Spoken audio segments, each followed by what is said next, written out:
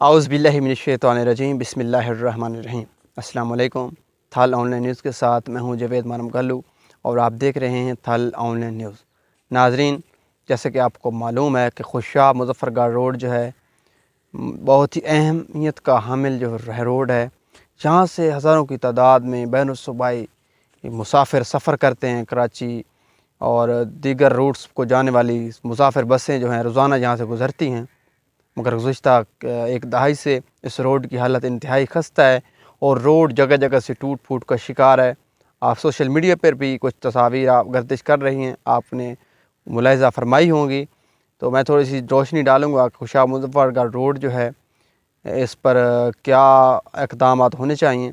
सबसे पहले तो अगर आप मुंतखब नुमाइंदगान से मेरी इल्तिजा है कि अगर आप इस रोड को वन वे नहीं कर सकते, नया भी नहीं बना सकते, तो कम अज़ कम उस पर जो गड्ढे हैं उनको पुर करवा दें, उसकी मरम्मत ही करवा दें, तो आवाम को एक तकलीफ़ दह सफ़र से निजात मिल जाएगी।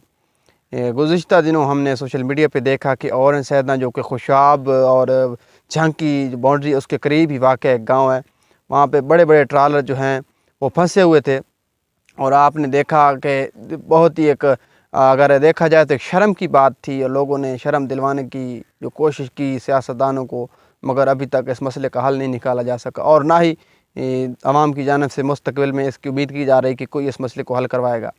मेरी तमाम अरबाब इख्तियार से गुजारिश है कि खुशाब मुज़फ़्फ़रगढ़ रोड को फ़िलफ़ौर मरम्मत या नया तमीर करवाया जाए ताकि अहलियान इलाक़ा की मुश्किलात में कमी आ सके।